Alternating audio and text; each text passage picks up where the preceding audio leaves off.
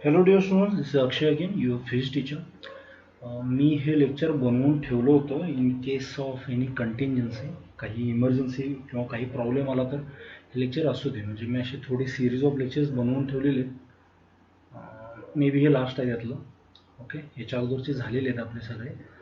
मग हे मी काय करेन, यूट्यूबला अपलोड करेन आणि तुम्ही मे बी आत्ता हे लेक्चर बघत असाल.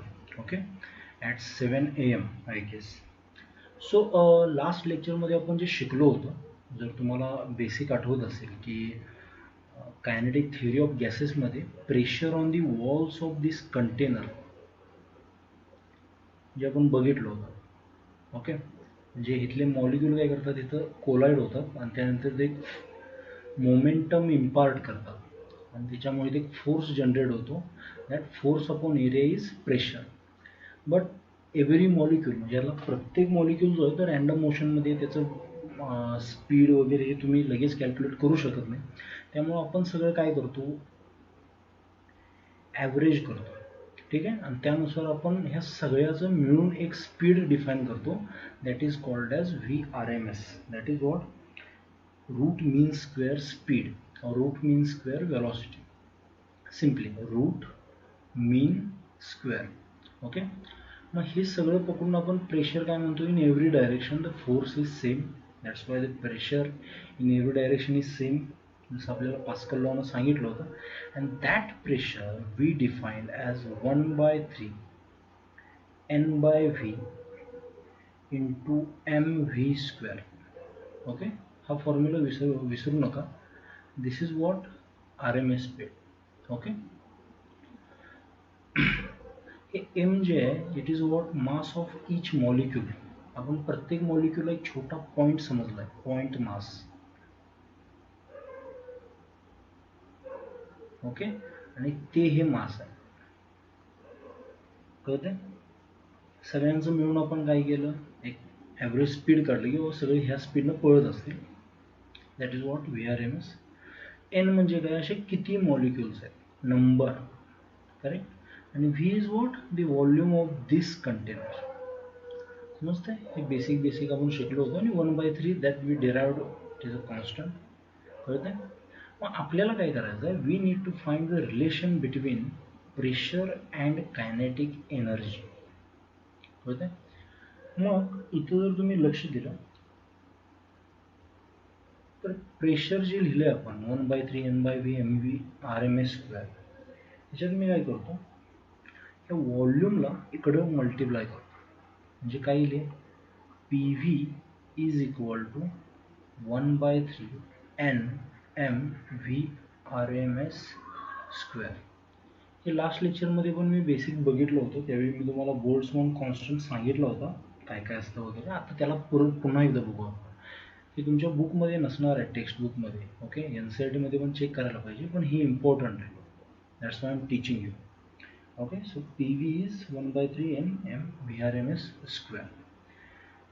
नाव किंवा आपण म्हणू अल्सो, आपल्याला हे पण माहिती आहे की PV can also be written as NRT. आता ह्याच्यामध्ये हे N म्हणजे काय, number of molecules, number of moles. बरोबर, दिस इज एन. मग आपण ह्या दोघांना इक्वेट करू शकतो जर इनडीड, या दोघांना आपण काय करू शकतो, इक्वेट करू शकतो. मग काय येईल, 1/3 Nmv², हे मी असंच ठेवतो V² is equal to NRT. हे समजून घ्या, हे N म्हणजे काय, नंबर ऑफ मॉलिक्युल्स आहे, आणि हे N म्हणजे काय, नंबर ऑफ मोल्स आहे. ठीक आहे. मग तुम्हाला जर आठवत असेल, एका मोलमध्ये ॲव्हॉगॅड्रोचा लॉ होता, काय होतं, 6.023 इंटू 10⁻, आय गेस हा एक्सपर्ट विसरू तुम्ही का,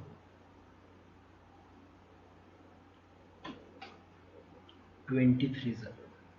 ओके, हे एवढे काय असतात, मॉलिक्युल्स असतात पर मोल. ओके, पर मोल, एका मोलमध्ये एवढे मॉलिक्युल्स असतात. मग आपल्याला इथे नंबर ऑफ मॉलिक्युल्स काहीतरी आहेत समजा. Okay, correct. किंवा ह्यालाच आपण काय म्हणतो, ॲव्हॉगॅड्रो नंबर. ह्याला मी डिनोट कसा करतो, NA डिनोट करतो. ओके, तुम्हाला मे बी ॲव्होगॅड्रो नंबर अजून कुठल्या वेगळ्या लेटरने डिनोट करत असेल तुम्ही मे बी ए वगैरे, पण आत्तापुरतं आपण काय करू, ॲव्होगॅड्रो नंबरला ह्या नंबरने डिनोट करू. तर समजा एखाद्या कंटेनरमध्ये असे छोटे छोटे छोटे छोटे किती मॉलिक्युल्स आहेत, तर एन मॉलिक्युल्स. ठीक आहे. आणि मला काय करायचं आहे, number of moles find out करायचं. तर मी काय करणार, हे तुम्हाला माहीत असेल, नंबर ऑफ मोल्स कसे फाइंड आउट करू शकतो मी, की total number of molecules divided by Avogadro's number. त्याचं रिव्हर्स प्रोसेस सुद्धा असते. म्हणजे जर तुम्हाला समजा म्हटलं की 4 मोल एवढं काय तिथं मॉलिक्युल्स आहे, इंटू तुम्ही काय करणार, ॲव्होगॅड्रो नंबर केला की तुम्हाला टोटल नंबर ऑफ मॉलिक्युल्स मिळतं. त्याचंच फक्त काय केलं मी तर रिव्हर्स प्रोसेस केली. Okay. So here I can say that इथं बघा, इथे मी काय करू शकतो, एन एला कसं डिनोट करू शकतो, या एन एला जर मी इकडे घेऊन गेलो तर it will be N upon small N, बरोबर ना. मग काय करतो मी, ह्या एनला इकडे घेऊन जातो. समजतंय.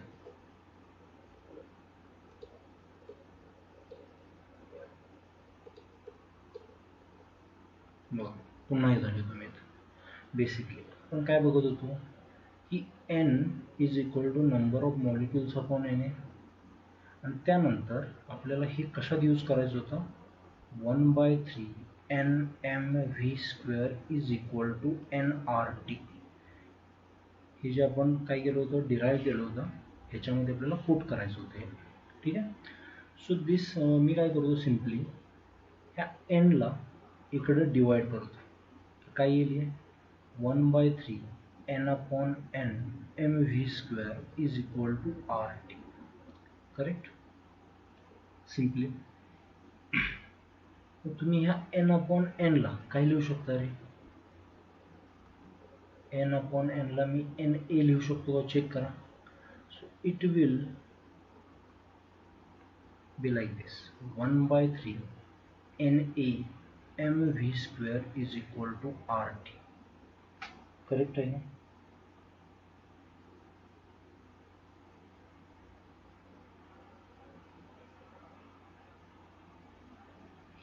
करेक्ट. त्यानंतर मी काय करू शकतो, 1/3 M V square is equal to R by N A into T असं लिहू शकतो. ओके. तर इथं जे आर अपॉन एन ए लिहिलं आहे, हा आर म्हणजे काय, universal gas constant, N A म्हणजे काय, ॲव्होगॅड्रोज नंबर. ठीक आहे. ह्या दोघांचं जे काय असतं डिव्हिजन असतं आर अपॉन एन ए, ह्या दोघांच्या डिव्हिजनला आपण एक नवीन कॉन्स्टंट म्हणतो, that is written as K B, and it is called as Boltzmann constant.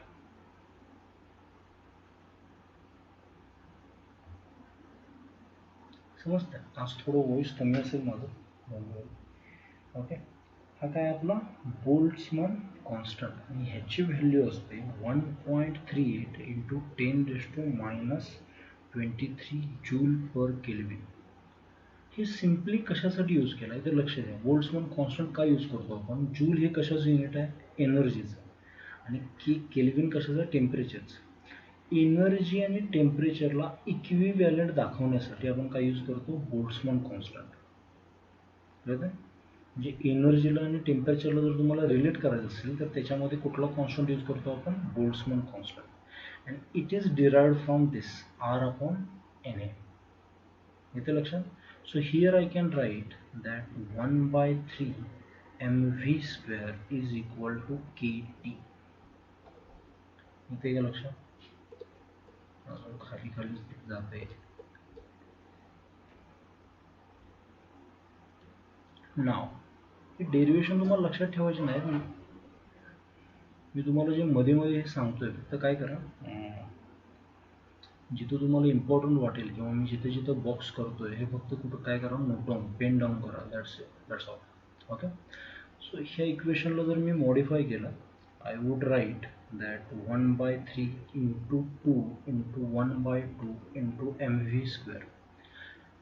Logic लावा. हे मी काय करतोय, this is what kinetic energy. त्यासाठी मी 2 न मल्टिप्लाय केलं, 2 न डिवाइड केलं, that is written as KT. समजतं? So here I can say that 2/3 of kinetic energy is written as KT. Okay, simple. किंवा तुम्ही ह्याला असंच म्हणू शकता की half mv² is equal to 3/2 KT. हे सगळे जे मी सांगतो तुम्हाला फॉर्म्युले लक्षात ठेवा, पुढे कुठे जर मी यूज करणार आहे. ओके,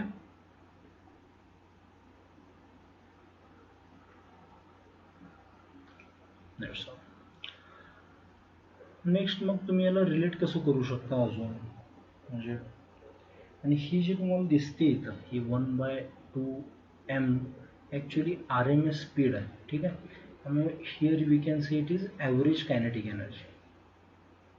ओके, मग ॲव्हरेज कायनेटिक एनर्जी कशी लिहितो आपण, तर अशी 3/2 KT. ह्याच्यामध्ये जर तुम्ही चेक केलं, मग तुम्हाला सांगितलं ना, टेम्परेचरला आणि कायनेटिक एनर्जीला रिलेट कोण करतं, बोल्ट्झमॅन कॉन्स्टंट.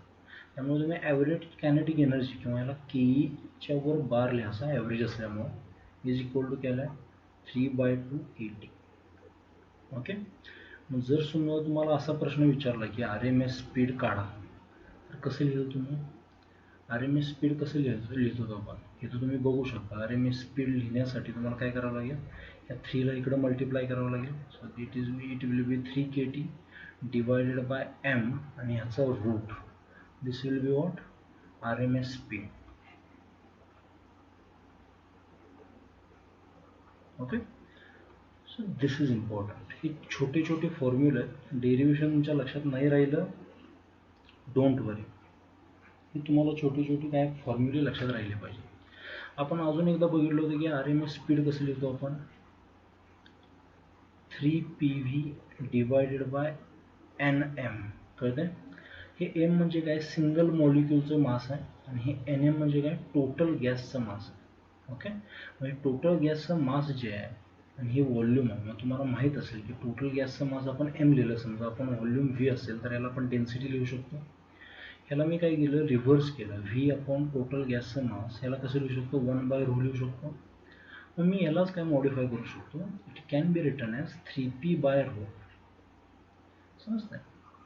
मग RMS स्पीड डेन्सिटी प्रमाणे बदलेल, प्रेशर प्रमाणे बदलेल. हे छोटे छोटे फॉर्म्युले हे तुम्हाला लक्षात. मी रँडमली का घेतोय, कारण ह्यातला कसाही क्वेश्चन येऊ शकतो, JEEला वगैरे क्वेश्चन आलेले आहे. ठीक आहे, त्यामुळे तुम्ही नोट डाऊन करा हे सगळं मी जे काय काय सांगितलं तुम्हाला. ओके,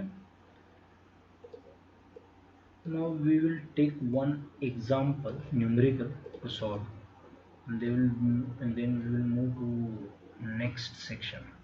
बघा, क्वेश्चन एक सॉल्व करू आपण. A cylinder contains a mixture of helium and argon gases in equilibrium at 150 degree वर काही 150 degree Celsius. What is the average kinetic energy for each type of gas molecule? What is the RMS speed for each type of molecule? खूप सोपा question आहे. काय म्हटले त्यांनी, एक cylinder आहे, त्याच्यामध्ये हेलियम गॅस पण आहे आणि आर्गॉन गॅस पण आहे. आर्गॉन होतं ना, ओके, यांचं मिक्सचर आहे. ओके, आणि हे दोघं जण काय आहेत, सेम टेम्परेचरला आहेत, 150 डिग्री सेल्सिअसला. करेक्ट. तर ह्यांचं तुम्हाला काय करायचे, ॲव्हरेज कायनेटिक एनर्जी काढायची, जी आता कशी लिहिली होती आपण, सॉरी 3/2 KT अशी लिहिली होती आपण. Correct, average kinetic energy. आणि त्यानंतर काय काढायचं आहे, RMS speed which can be return as 3 KT/m. येतं लक्षात. तुम्ही शांतपणे थोडं लक्ष द्या, क्वेश्चन 2 मिनिटात सुटतो. इथं जर ह्यांनी सांगितलं असेल की बाबा इक्विलिब्रियममध्ये येते, थर्मल इक्विलिब्रियममध्ये, तर ॲव्हरेज कायनेटिक एनर्जी जर तुम्हाला लिहायचं असेल, मी ह्याला KE म्हणतो, KE बार म्हणजे ॲव्हरेज कायनेटिक एनर्जी. ही 3/2 K किंवा KB बोल्ट्झमन कॉन्स्टंट, हे सगळे कॉन्स्टंट आहेत. म्हणजे ॲव्हरेज कायनेटिक एनर्जी डिपेंड कशावर करते, ओनली ॲब्सोल्यूट टेम्परेचर. आणि दोघांचं जर टेम्परेचर सेम असेल, दोघांची ॲव्हरेज कायनेटिक एनर्जी पण सेम असणार आहे. ओके, त्यामुळे सेपरेट सॉल्व करायची काही गरज नाही. Okay, so here we can say that average kinetic energy can be written as 3/2 into Boltzmann constant किती आहे 1.38 into 10 raised to minus 23 joule per kelvin आणि टेम्परेचर किती आहे 150. आता डायरेक्ट 150 घ्यायचं नाहीत. ओके, 150 मध्ये 273 ॲड करायचे, किती येतील मग 423 केल्विन.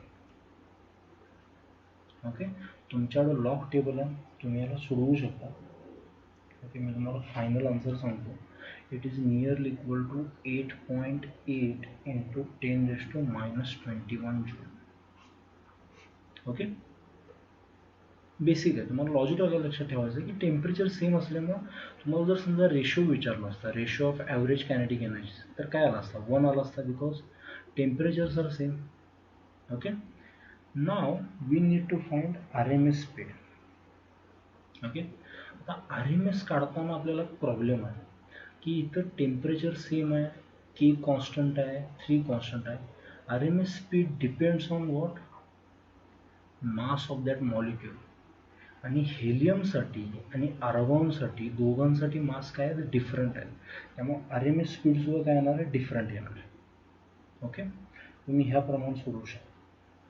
किंवा तुम्ही इथल्या इथं अजून काय करू शकता की आपण बघितलं होतं half M V square R M S square, हीच काय असते ॲव्हरेज कायनेटिक एनर्जी असते. मग व्ही आर एम एस कसं लिहिणार तुम्ही, under root 2k bar average kinetic energy divided by, बरोबर आहे ना, एम. कळत आहे. मग ही कायनेटिक एनर्जी तुम्ही इथं काढली, ऑलरेडी सॉल्व केली आहे. तुम्हाला फक्त काय करायचं, हे मास फाइंड आउट करायचं आणि त्याप्रमाणे सोडवायचं, दॅट्स ऑल. ओके, तर सोडवायचं कसं मग त्यात. ओके, मी तुम्हाला केमिस्ट्री शिकवतोय बरं का, इथं लक्ष द्या.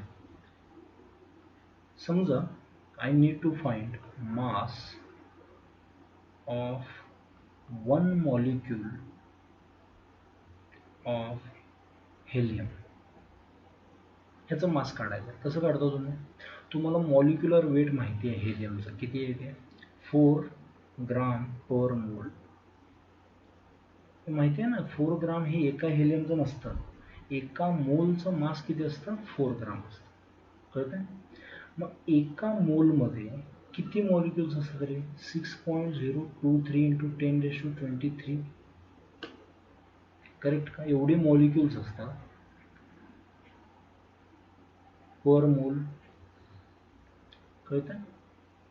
मग आपल्याला किती ह्याचं बघायचं आहे, एका मॉलिक्युलचं बघायचं आहे, फॉर वन मॉलिक्यूल. म्हणजे समजून घ्या, मी एक सिंपल भाषेत सांगतो तुम्हाला की एक बॉक्स आहे आणि त्याच्यात 4 रुपीज ठेवले.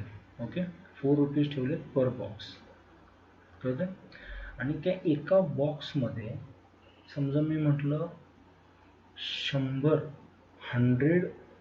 काय आहेत 100 चॉकलेट्स आहेत समजा. Okay, chocolates. तर मी विचारतो तुम्हाला एका चॉकलेटची किंमत किती, how much is the cost of one chocolate. तर तुम्ही काय करता, simply 4 divided by number of chocolates. कळते का, म्हणजे मे बी 4 पैसा वगैरे. सिमिलरली इथंच ते करायचं आहे, एका बॉक्समध्ये म्हणजे एका मोलमध्ये किती मास आहे 4 ग्रॅम, बरोबर. आणि त्या एका मोलमध्ये किती मॉलिक्युल्स आहेत तर एवढे 6.023 इंटू 10 raised to 23. तर ह्यांना जेव्हा मी डिवाइड करेन त्यावेळी मला मिळेल मास ऑफ वन मॉलिक्यूल. कळतंय. मग हे मास किती येतं, मी आता तुम्हाला आन्सर बघून सांगतोय बरं का. इथं हे मास येतं 6.64 इंटू 10 raised to minus 24. कळतंय. हेलियमचा ॲटॉमिक नंबर किती आहे 2, ॲटॉमिक मास किती आहे 4. सिमिलरली आर्गॉनचं जर बघितलं तुम्ही, आर्गॉन आय थिंक त्याचा ॲटॉमिक नंबर 20 आहे.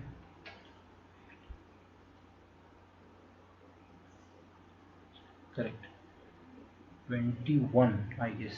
Atomic number 40, sorry atomic mass 40 पकडतो आपण. Okay. For argon mass of one molecule. कळतं.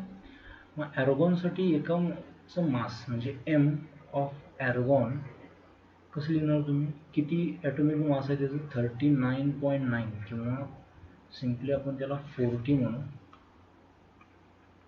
40 ग्रॅम पर मोल. आणि एका मोलमध्ये किती मॉलिक्यूल? 6.023 इंटू 10⁻23. ओके. ह्याला जेव्हा तुम्ही सॉल्व कराल इट विल बी 6.64 इंटू 10⁻23. कळते का? दोघांचं पण जवळपास सेमच येतं. ते 4 होतं आणि 40 होतं, त्यामुळे -24 ही -23. मग मगाशी जे बघितलं होतं आपण VRMS, हे काय असतं? 2 into average kinetic energy divided by मास. मग तुम्ही काय करणार? जर तुम्हाला VRMS ऑफ हेलियम पाहिजे असेल तर हे मास काय करणार? एका मॉलिक्यूलचं तुम्ही ह्या मासमध्ये पुट करणार. आणि VRMS ऑफ ॲर्गॉन पाहिजे असेल तर तुम्ही हे मास पुट करणार ह्या एममध्ये. समजतंय? तर हे तुम्ही काय करा, फाइंड आउट करा. मी तुम्हाला हे शिकवत बसणार नाही. ॲक्च्युली ह्याचं जे येतं कशाचं? हेलियमचं.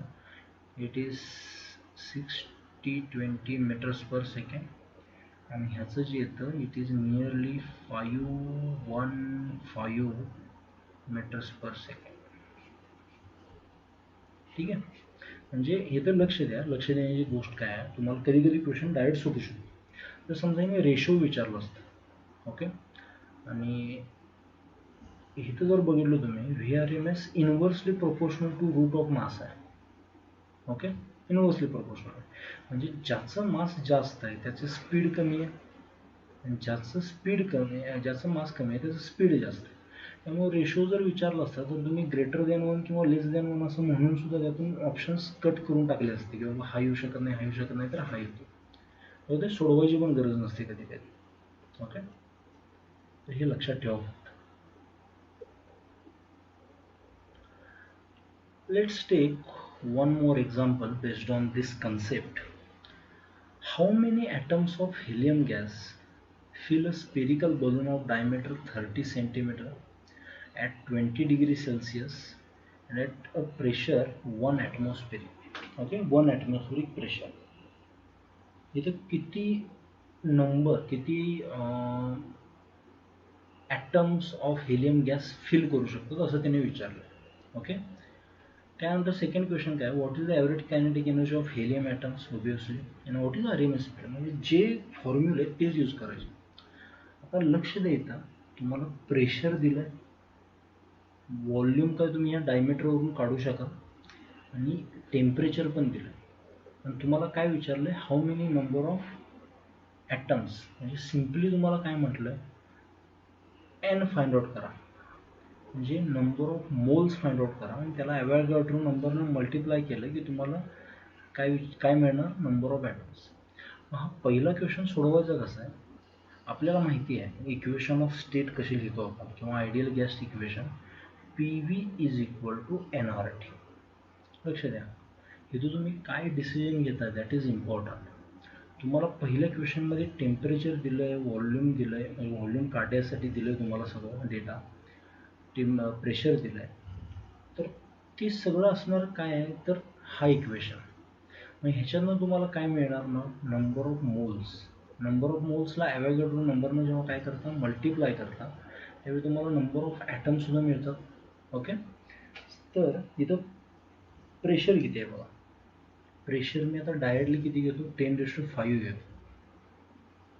1 ॲटमॉस्फेरिक प्रेशर 10⁵. ॲक्च्युली 1.013 इंटू 10⁵ असतं, मी त्याला 10⁵ घेतो. व्हॉल्यूम काय घेणार तुम्ही? स्पेरिकल बलून म्हटलं. स्पिअरचं व्हॉल्यूम काय असतं? 4/3 πr³. इथं डायमीटर 30 सेंटीमीटर दिला आहे, म्हणजे रेडियस किती असणार? 15 सेंटीमीटर किंवा 15 इंटू 10⁻² मीटर्स. कळतंय का? मी काय करतोय तर रेडियसच्या जागेला डायरेक्ट ती व्हॅल्यू घेतो 15 into 10⁻² cube. Okay, is equal to number of moles आपल्याला माहीत नाही, युनिव्हर्सल गॅस कॉन्स्टंट किती असतो 8.3, करेक्ट 314 असतो एनिवेज, इंटू टेम्परेचर किती घेणार 20, नाही 20 प्लस 273 दॅट इज 293. मी तुम्हाला सारखं सारखं काय करतोय, खूप मुलं म्हणजे येतं सगळं बाकीचं फक्त ते करता येत नाही असं खूप जणांचं असतं. मग इथं जर तुम्ही बघितला नंबर ऑफ मोल्स जे येणार आहे आपल्याला ते कसं येणार आहे, हे सगळ्यांना एका पार्टने न्यायला पाहिजे आपल्याला. कसं करणार 10⁵ इंटू 4/3 पाय 15 इंटू 10⁻²³ डिवायडेड बाय 8.3 इंटू 293. कळतं, हे एवढं सगळं आलेलं आहे. आणि ह्याला जेव्हा तुम्ही सोडवता द आन्सर इज 0.6 मोल. एवढे मोल आहेत कशामध्ये, ह्या स्पेरिकल बलूनमध्ये एवढे मोल आहेत. तर नंबर ऑफ मॉलिक्युल्स किती, मग नंबर ऑफ मॉलिक्यूल नाही ॲटम्स ॲक्च्युली हेलियमसाठी किती असणार 0.6 मोल्स इंटू 6.023 इंटू 10⁻23. ही माहिती आहे ना, बेसिक ॲटॉमिक स्ट्रक्चरमध्ये तुम्हाला शिकवलं असेल मोल कन्सेप्टमध्ये. Okay, so the answer is nearly 3.5 into 10⁻23. एवढे मॉलिक्युल्स आहेत, युनिट लिहायची गरज नाही. गेटिंग दिस, लेंदी आहे पण सिंपल आहे. कळतंय काय केलंय बघून घ्या फक्त एकदा. Now, what is the average kinetic energy of each helium atom? का टोटल विचार, हां ॲव्हरेज म्हणल्यावर करेक्ट, ॲव्हरेज म्हणल्यावर काय ईच असणार ते. मग ॲव्हरेज कायनेटिक एनर्जी कशी लिहितो रे आपण, बघितलं होतं लास्ट क्वेश्चनला, can be written as 3/2 Boltzmann constant into temperature T. आठवते का, हे काय येणार 3/2 बोल्ट्झमन कॉन्स्टंट किती आहे 1.38 इंटू 10⁻23 इंटू टेम्परेचर किती आहे 293. येतं लक्षात. याला तुम्ही सॉल्व जर केला, आपण इथले इथं सॉल्व करून बघू. हे 293ला 300 पकडा अप्रॉक्सिमेट, 1.38ला 1.4 पकडा, सो 0.7, 2.1, 2.1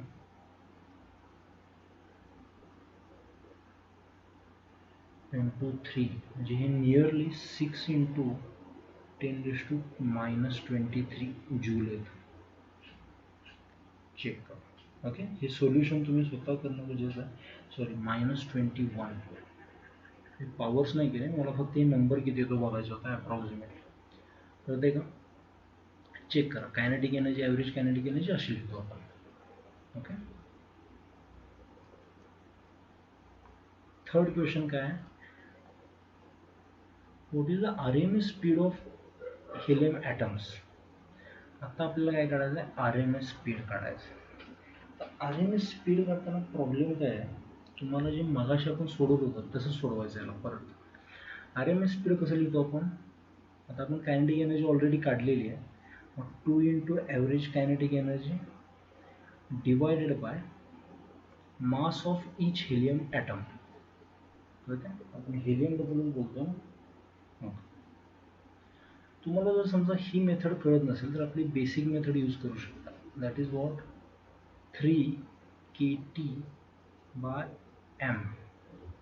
तीच मी काय केलं, फक्त इथं असं रिअरेंज करून लिहिलं, वेगळं काही केलेलं नाही आपण. तुम्ही हे जरी मगाशी जे KTने यूज करून KE काढली होती तेच फक्त शॉर्ट फॉर्ममध्ये मी KE डायरेक्ट इथं यूज केलं. काय करणार इथं 2 इंटू कायनेटिक एनर्जी किती काढली होती आपण 6 इंटू 10⁻21 बरोबर, divided by mass of each helium atom. कसं काढायचं होतं, mass of each helium atom, एका मोलमध्ये किती मास असतं 4. एका मोलमध्ये किती मॉलिक्यूल असतात तर 6.023 इंटू 10⁻⁻23. करेक्ट का? सॉरी मायनस नाही प्लस 23. तर मग एकाचं मास किती असणार? एवढ्या मॉलिक्युल्समध्ये एवढं मास आहे तर एकाचं मास किती असणार? 6 पॉईंट बघून सांगतोय 65 इंटू 10⁻⁻27. हे ग्राममध्ये असतं. याला काय करायला पाहिजे? मला के जीमध्ये कन्वर्ट करायला पाहिजे. ओके, कारण VRMS आपण SI युनिटमध्ये काढणार आहोत. मागाच्या क्वेश्चनमध्ये पण तेच करा. ठीक आहे. सो इथे काय येणार? 6.65 इंटू 10⁻⁻27. सोडवणार कसं याला तुम्ही? मी ॲप्रॉक्सिमेटली काय करा, ह्या दोघांना थोडंसं समजून घ्या, आन्सर किती जवळपास येऊ शकतो. ह्याला ही कट करा. होऊ शकत नाही माहिती आहे मला, पण कट करा. मग काय येणार? अंडर रूट हे 2 आहे तसं, हे -27मध्ये +27 ॲड केलं 10⁻6 येणार आहे. बरोबर का? मग √2 किती असतो? 1.4 into 10⁻3 metres per second. मगाचा answer आपला मे बी नाही, मगाशी टेम्परेचर पण वेगळं होतं ना, त्यामुळे हे एवढं येईल. किंवा तुम्ही ह्याला काय म्हणू शकता? 1.4 kilometres per second. Okay, this is important. तर हे 2 एक्झाम्पल्स तुम्ही एकदा परत एकदा बघा. मी आज काय फुल एनर्जीने किंवा जेव्हा लाईव्ह असतं त्याच वेळेला मी फुल एनर्जीने शिकवू शकतो. आता मी रात्रीचं रेकॉर्ड करतोय त्यामुळे I think this voice is manageable. Okay,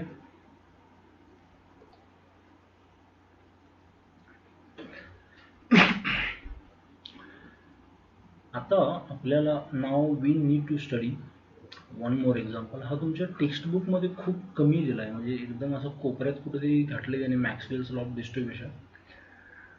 actually याच्यामागं लॉजिक खूप छान आहे, तेच आपल्याला बघायचं आहे. मी काही तुम्हाला एवढं डीपमध्ये हा शिकवणार नाही. तुम्ही जर प्रॅक्टिस करताना ह्याच्यावर कुठले क्वेश्चन्स आले, मी तुम्हाला इम्पॉर्टंट काय काय ते सांगेन एनी हाऊ. ओके, काय आहे, समजा हा एक कंटेनर आहे.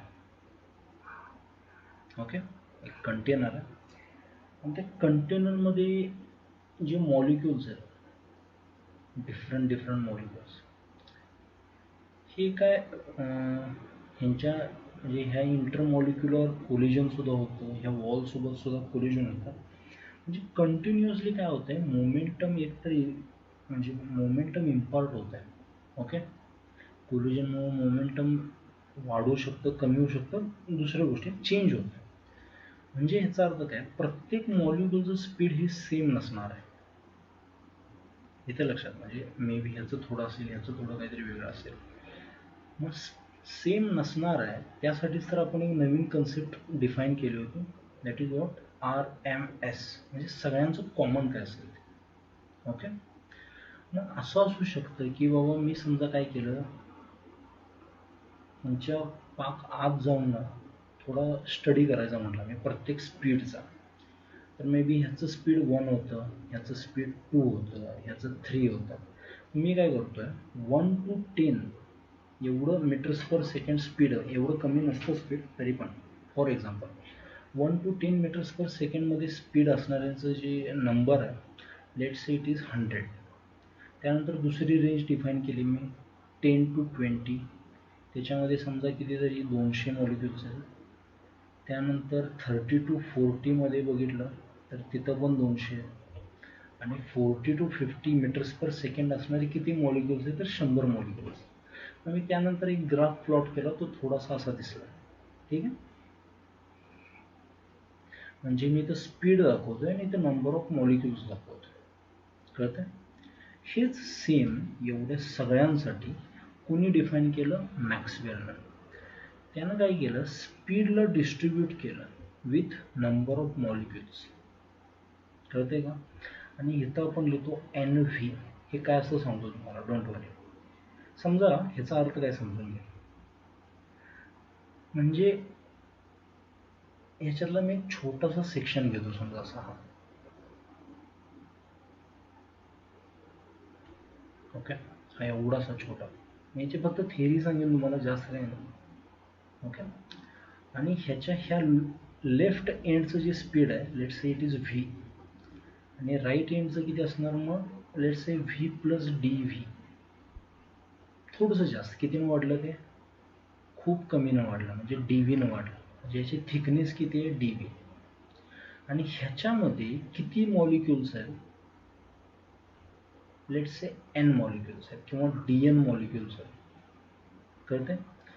मग मी ह्याचा स्लोप कसा लिहू शकतो, D N by D V, आणि ह्यालाच मी काय लिहितो, एन व्ही. कळते? म्हणजे number of molecules in some, म्हणजे ह्या एवढ्या छोट्या रेंजमध्ये, म्हणजे कुठल्या तरी एका रेंजमध्ये, सॉरी एवढ्या स्पीडच्या रेंजमध्ये एवढेच मॉलिक्युल्स. हे सगळ्यांचा डेटा जेव्हा मी कलेक्ट करतो तेव्हा छोट्या छोट्या छोट्या स्ट्रीप जोडत जातो, त्यावेळी मला हा काय मिळतो, असा ग्राफ मिळतो. नॉर्मली डिस्ट्रीब्युटेड म्हणतात त्याला. तुम्ही प्रोबॅबिलिटीमध्ये शिकाल मे बी 12th किंवा इंजिनिअरिंगमध्ये. नॉर्मल डिस्ट्रीब्युशन म्हणतात त्याला. तर ते पहिल्यांदा कोणी प्रपोज केलं, मॅक्सवेलने. कळते? मग जर समजा तुम्हाला काय करायचं असेल, ह्या समजा इथं 10 मीटर्स पर सेकंड आहे आणि इथं 11 मीटर्स पर सेकंड स्पीड आहे. ह्या एवढ्या रेंजमध्ये किती मॉलिक्युल्स येतात हे जर मला फाइंड आउट करायचं असेल, then I will find the area of this graph, ह्या छोट्याच. कळत आहे? जर समजा मला फाइंड आउट करायचं असेल की सगळ्या पूर्ण कंटेनरमध्ये किती मॉलिक्युल्स आहेत, तर मी काय करणार, ह्या सगळ्याचा एरिया फाइंड आउट करणार. कळतं? हे बेसिक नोट्स आहेत, दॅट्स ऑल. मी आता तुम्हाला त्याचा फॉर्म्युला सांगत नाही जो मॅक्सवेलने ॲक्च्युअली प्रपोज केला होता. तो तुम्ही हायर फिजिक्समध्ये शिकाल. It is beyond your syllabus right नाव.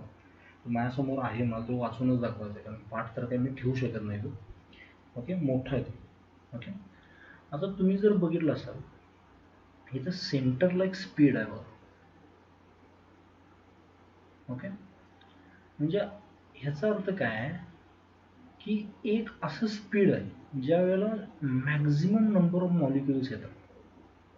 कळते? म्हणजे मी समजा सगळ्यांचं जर स्पीड नोट डाऊन केलं, 1 2 2 2 3 4 4 6, ओके, तर त्यात मॅक्झिमम नंबर ऑफ मॉलिक्युल्स, आता एवढेच मॉलिक्युल आहे समजा, ह्याच्यातलं असं कुठलं स्पीड आहे ज्याला मॅक्झिमम नंबर ऑफ मॉलिक्युल्स आहेत, 2. तर ह्याला आपण डिफाईन केलं होतं की मोस्ट प्रोबॅबल स्पीड.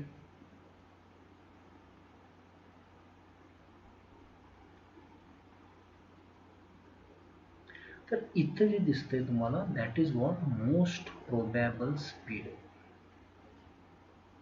कळतंय? आणि मोस्ट प्रोबेबल स्पीड जे काय असेल त्याच्या लेफ्टला तुम्ही सरकला की काय होतं, स्पीड म्हणजे नंबर ऑफ मॉलिक्युल्स त्या रेंजमध्ये कमी कमी होत जातात. राईटला सरकला तरी पण काय कमी कमी होत जातात. म्हणजे this is what the speed at which there are number of the maximum number of molecules is there. कळतंय का? आता तुम्ही काय केलं, समजा टेम्परेचर, एका पर्टिक्युलर टेम्परेचरला हे सगळं घडतंय. ओके, एनी हाऊ ह्या सगळ्यांचं इंडिव्हिज्युअल स्पीड जरी कमी जास्त असलं तर ह्या सगळ्यांचं आर एम एस स्पीड काय असणार आहे, सेम. हे मॅक्सवेलनं सांगितलेलं. ओके, आणि आर एम एस स्पीड जे आहे ते कशावर डिपेंड करतं रे, √T वर. म्हणजे टेम्परेचर जर तुम्ही आता ह्या एका टेम्परेचरला हे असं होत असेल आणि टेम्परेचर तुम्ही वाढवलं तर प्रत्येकाचं काय होणार, स्पीड वाढायला लागणार. कळतंय? स्पीड वाढलं की हा जो ग्राफ आहे हा कम्प्लीट फ्लॅट होता असं. म्हणजे याची रेंज वाढते स्पीडची. कळतंय? अगोदर फक्त एवढीच रेंज होती, स्पीडची रेंज वाढली, अजून वाढवलं की अजून सरकतं असं, राईटला सरकत जातं. वेन्स डिस्प्लेसमेंट लॉचा याचा काही संबंध नाही. नाही तर तुम्ही म्हणाल सर तिकडे लेफ्टला इकडे राईटला. हे टेम्परेचर वाढले की फ्लॅट होत जातं कर्व असं. हे छोट्या छोट्या गोष्टी आहेत मॅक्सवेल लॉ ऑफ डिस्ट्रीब्युशनबद्दल. एवढ्याच मला सांगायचे होते. अजून भरपूर पॉईंट्स आहेत त्याच्यामध्ये, पण मी तुम्हाला सगळ्याबद्दल सांगत नाही. ओके, याला लक्षात काय ठेवायचं, R M S speed constant आहे, ती कधीही बदलणार नाही unless you change the temperature. आणि टेम्परेचर चेंज केलं की पूर्ण ग्राफच फ्लॅट होऊन जातो. कळतं आहे? कारण रेंज वाढते त्याची, टेम्परेचर जसं वाढवाल तसं. Okay, so I conclude my lecture here. I hope की तुम्ही मॅनेज कराल आजच्या लेक्चरला. ओके, मे बी इलेक्ट्रिसिटी नसल्यामुळे किंवा अजून काय असल्यामुळे मी लेक्चर रेकॉर्ड केलं असेल आणि ते मी वापरेन. Okay, so I will end this lecture.